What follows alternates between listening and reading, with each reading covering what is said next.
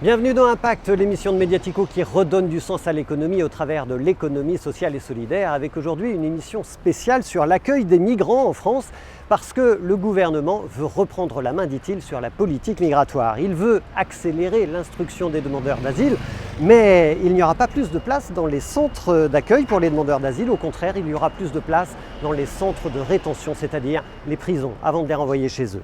Le gouvernement prépare aussi des quotas d'immigration professionnelle, c'est nouveau en France. Et puis il serre fortement la vis sur l'aide médicale d'urgence à cause de 38 cas d'abus sur 300 000 bénéficiaires, soit 0,01%. Alors que faut-il en penser ? Eh bien, sur la façon dont la France accueille les migrants, vous entendrez tout à l'heure Alice Barbe, elle est cofondatrice de l'association Singa, qui prône l'accueil et la diversité comme richesse pour notre société. Elle est notre invitée dans Impact, elle répondra tout à l'heure aux questions des lecteurs de Mediatico. Sur l'emploi des migrants, vous entendrez l'ancienne ministre Najat Vallaud-Belkacem, qui est engagée aujourd'hui auprès de la fondation TENT et qui aide les entreprises françaises à employer des réfugiés. Mais avant tout ça, je vous emmène dans le 16e arrondissement de Paris, dans une ancienne caserne de gendarmerie qui est devenue aujourd'hui le tiers-lieu des 5 Toits. C'est le petit frère des grands voisins.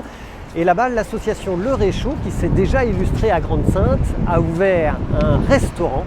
Le Réchaud, c'est le coup de cœur de Mediatico.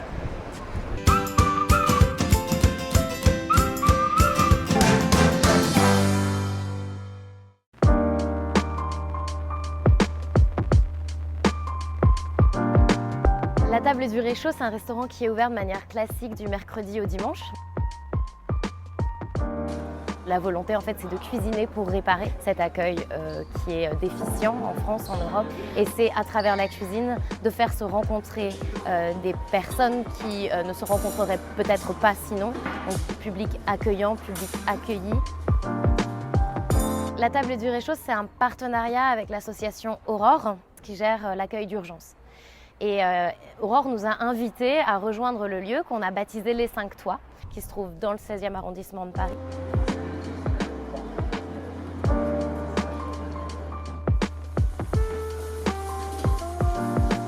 On travaille avec 7 personnes qui ont leurs papiers, qui sont, donc on dit dans notre jargon statutaire, qui apprennent le métier de la cuisine et de la salle. On a tous les jours environ une personne en salle et une personne en cuisine. L'idée, c'est derrière qu'ils soient aptes à travailler soit dans la restauration, soit dans des métiers autour de la restauration. Mais il y a aussi la partie partage de repas à domicile chez un senior isolé du 16e.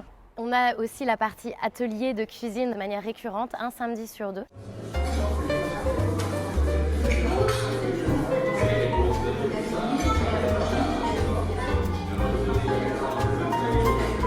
L'association Le Réchaud, depuis 2016, a mené environ 10 semaines de missions solidaires sur le terrain, dans différents centres d'accueil. On estime à 20 000 repas, les repas cuisinés ensemble et servis. Et on a 2 personnes qui ont décidé finalement de rester en France et de travailler en restauration qu'on a accompagné. La vision, c'est de pouvoir essaimer, bien sûr, être dans des actions même éphémères, un peu longues, sur des territoires touchés par la question de l'accueil. C'est notre vocation, cuisinons ensemble pour restaurer le monde. Le Réchaud qui a déjà servi plus de 20 000 repas depuis sa création en 2016. Alors allez donc les voir aux 5 Toits, vous verrez, ça vaut le détour. Et sachez que vous aussi, vous pouvez contribuer à restaurer le monde. En attendant, on se retrouve ici au Grand Voisin, à l'intérieur de l'accueil de jour, où 130 personnes chaque jour, des migrants, des exilés, des demandeurs d'asile, viennent ici se restaurer, viennent se reposer, viennent téléphoner, viennent prendre une douche. Depuis 2018, 18 000 personnes ont été accueillies dans cet accueil de jour. Eh bien, c'est ici, au Grand Voisin, qu'on va maintenant retrouver notre invité.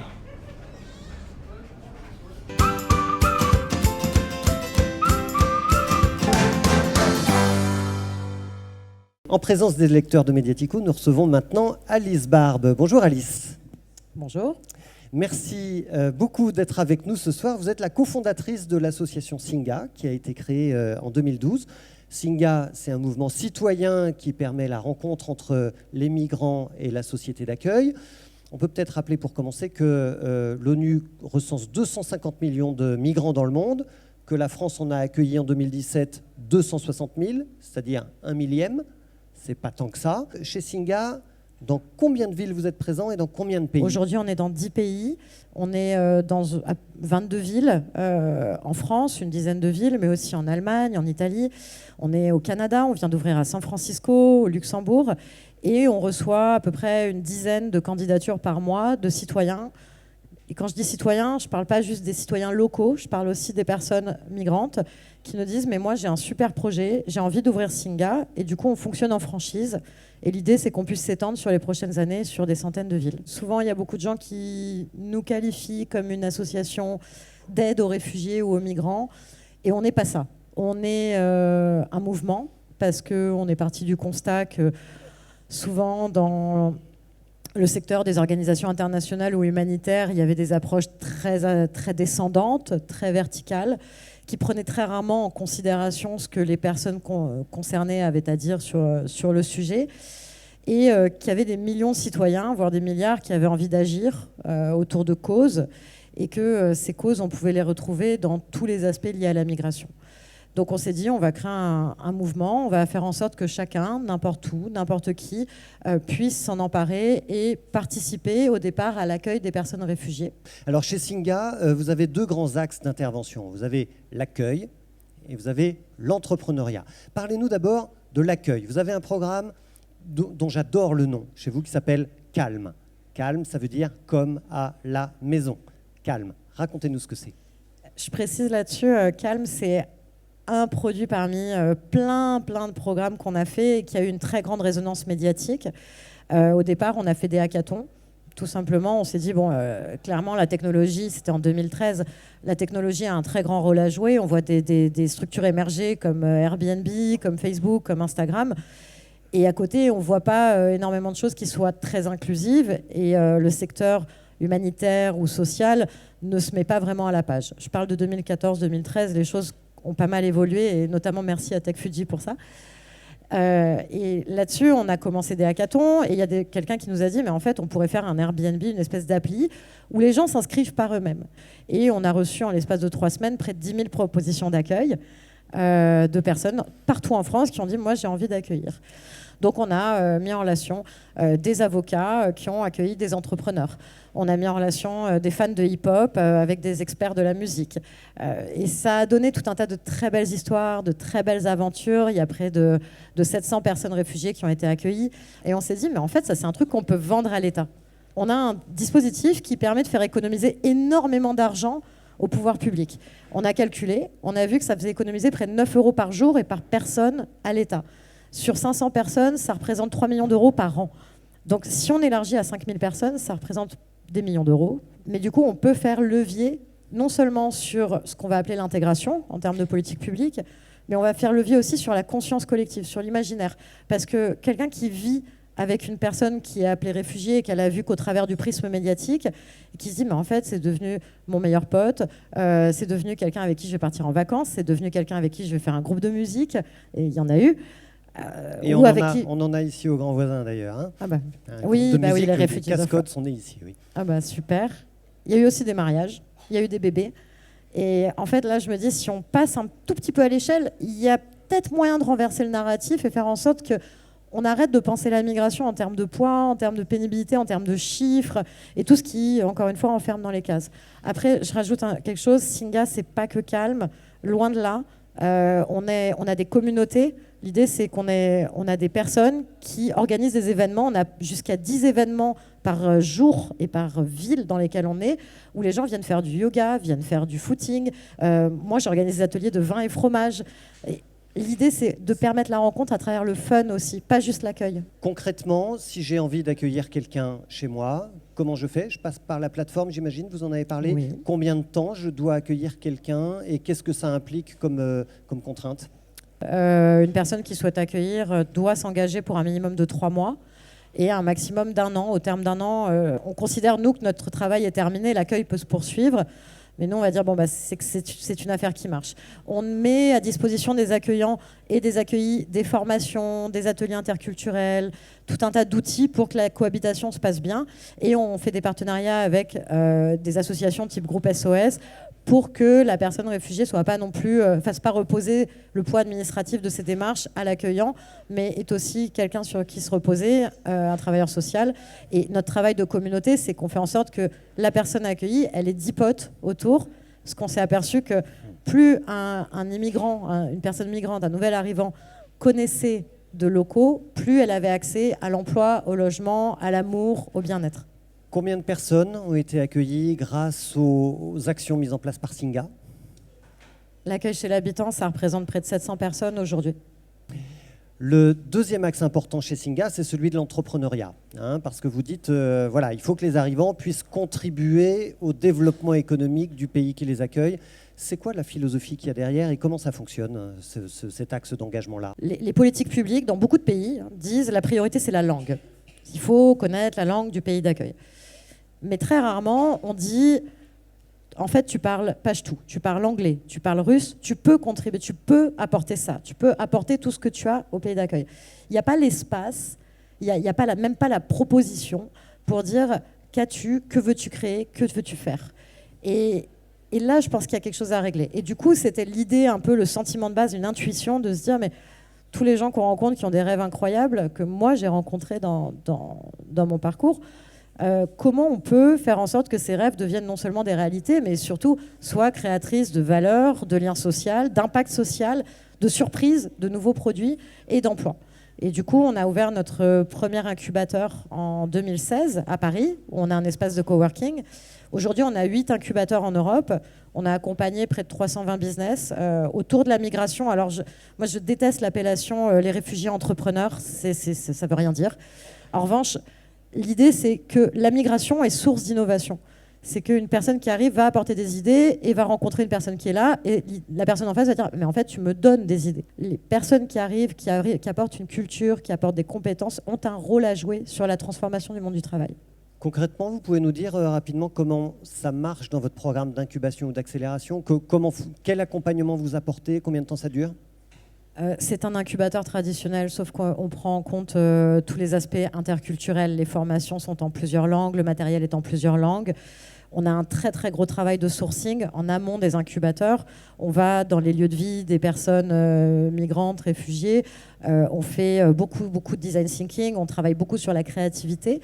Ça dure 6 mois. Alors, il y a des pays dans lesquels on n'a pas que des incubateurs. On a de la pré-incubation et on a un parcours d'accélération et on commence à travailler sur l'investissement parce qu'on a quelques boîtes là, qui commencent à faire leur première levée de fonds et on parle de plusieurs millions d'euros.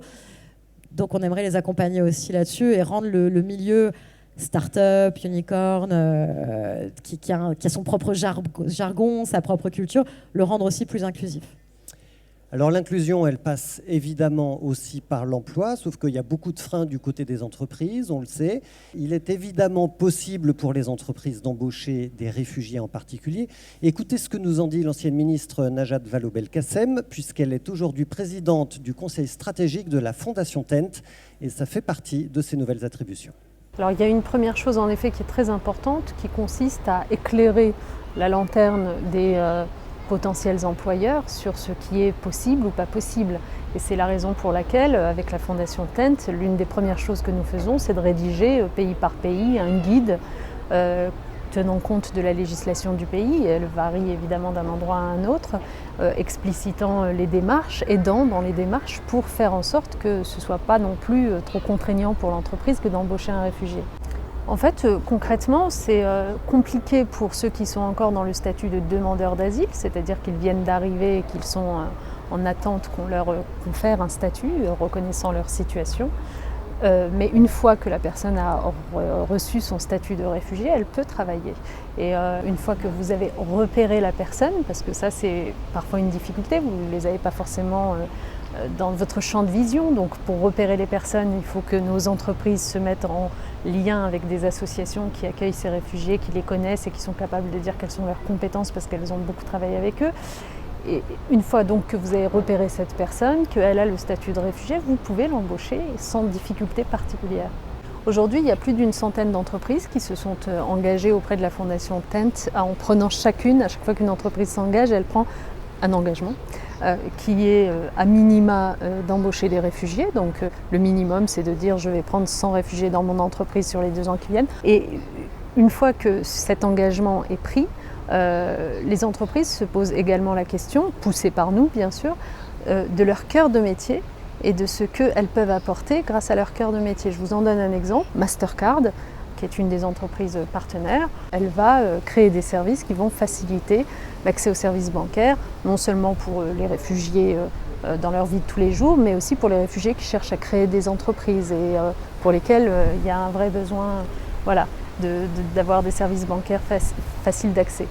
Alice Barbe, c'est vrai qu'on peut recruter facilement un réfugié. Et puis d'ailleurs, je pousse un peu la question chez Singa. Est-ce que vous êtes sollicité par les entreprises pour les accompagner, pour embaucher des réfugiés ? On ne s'est jamais positionné sur la question. C'est pas notre rôle. Moi, je pense fondamentalement que on doit penser la migration en long terme, contrairement à beaucoup d'autres enjeux. En revanche, si tous les DRH de France ont un ami qui est réfugié, qui est immigré, là peut-être que ça commencera à changer les mentalités. Et c'est ce à quoi on s'attache. Après, ça ne veut pas dire qu'on ne travaille pas avec les entreprises. On a près d'une centaine de partenaires entreprises dans les pays dans lesquels on est, qu'on accompagne là-dessus. On fait aussi des services de conseil, on fait aussi des services d'engagement des collaborateurs. On va par exemple faire des soirées inspiration dans les entreprises avec près de 400 personnes, des entrepreneurs de nos incubateurs qui montent sur scène, qui racontent leur histoire, qui racontent surtout ce qu'ils ont créé en France, et des belles histoires qui font vraiment vibrer. Et c'est aussi pour changer le regard dans le secteur privé. Moi, je pense que, comme je l'ai dit, le secteur du travail est en train d'être profondément transformé. 75% des millennials en 2025 vont préférer travailler dans une entreprise qui a un impact positif. Aujourd'hui, près de 80% des millennials préfèrent acheter à une entreprise qui s'implique pour la migration, qui s'implique pour les réfugiés. Mais en fait, quand on y pense, le secteur privé est extrêmement concerné. Comment on travaille avec eux, comment on développe des stratégies pour pas être contre aussi, pour pas dire les business c'est mal, l'entreprise c'est mal, il y a du racisme, et dire ok, voilà comment on peut vous aider. Alors nous aujourd'hui, c'est des services qu'on vend.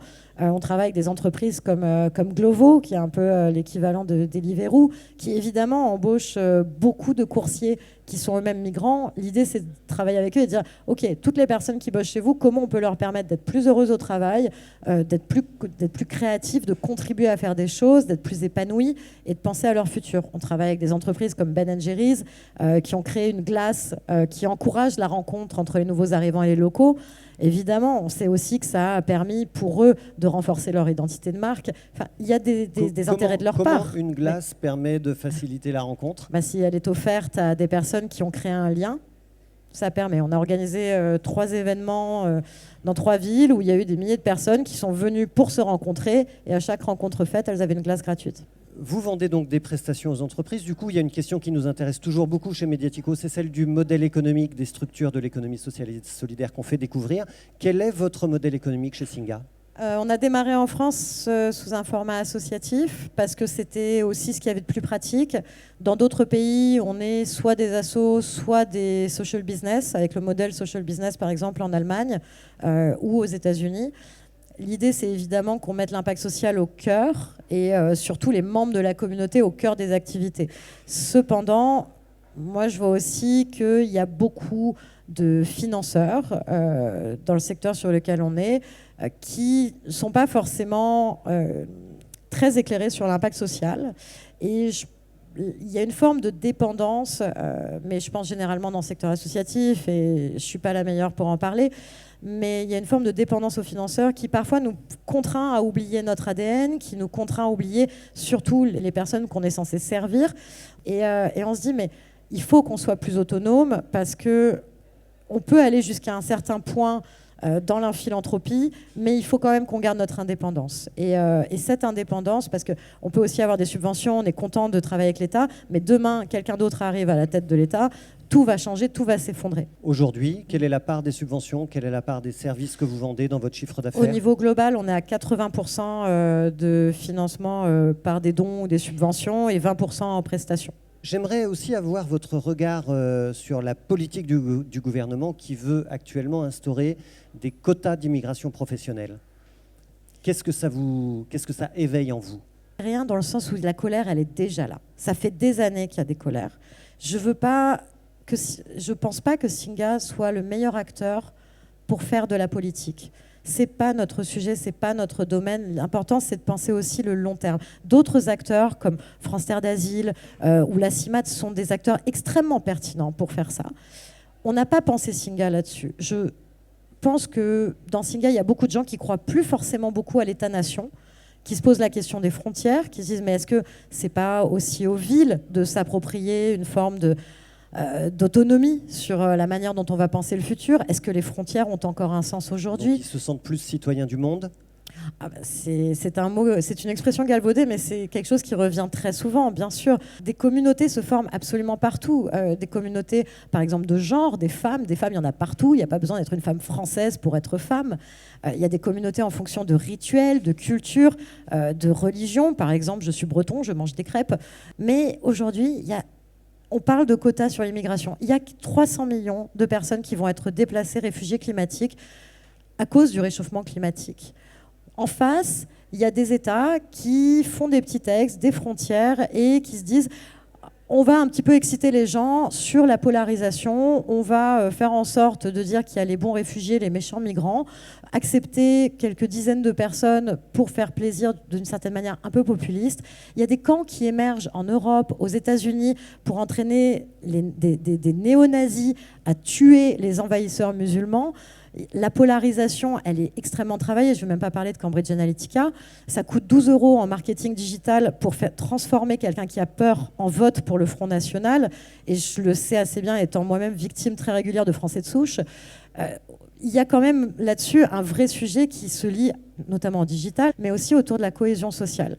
Donc, en fait, bien sûr qu'on est en colère. Maintenant, c'est comment on peut se préparer pour la suite, comment on peut se préparer pour recréer un imaginaire collectif, pour recréer du lien, pour recréer de l'amour et recréer de l'espoir.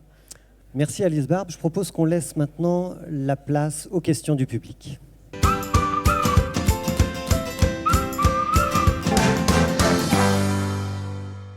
Françoise, j'habite le 14e arrondissement. J'ai une maison qui se trouve dans une très jolie région de Corrèze. On se posait la question d'accueillir des gens pendant les vacances.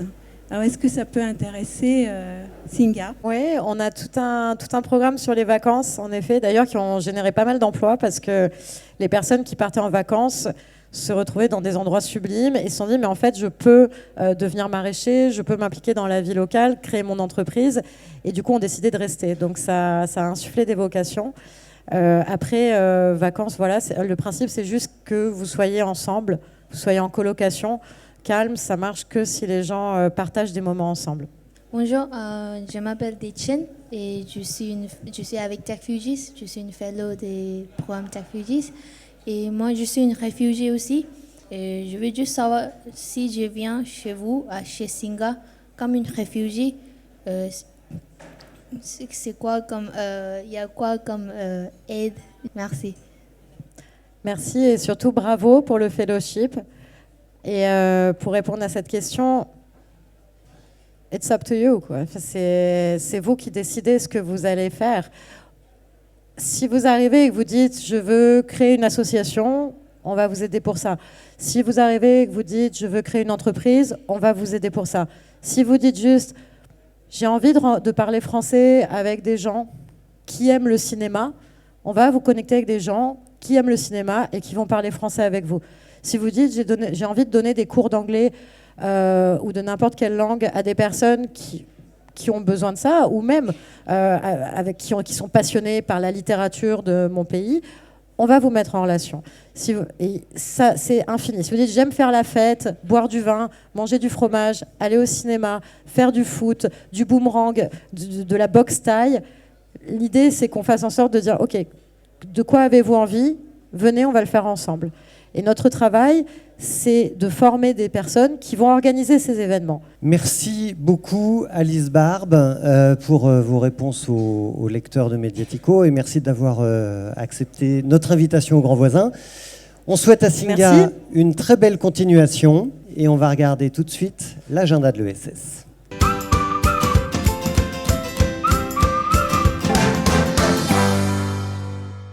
Les rendez-vous à ne pas manquer ce mois-ci dans le secteur de l'économie sociale et solidaire. L'association Wintegrate recrute sa nouvelle promotion de personnes réfugiées qui cherchent à rebondir. 12 semaines d'accompagnement dans de grandes écoles. Toutes les infos sur wintegrate.fr. Le 25 janvier, ça se passe à Lyon avec un colloque sur l'histoire de la CIMAD qui fête actuellement ses 80 ans. Rendez-vous donc le 25 janvier.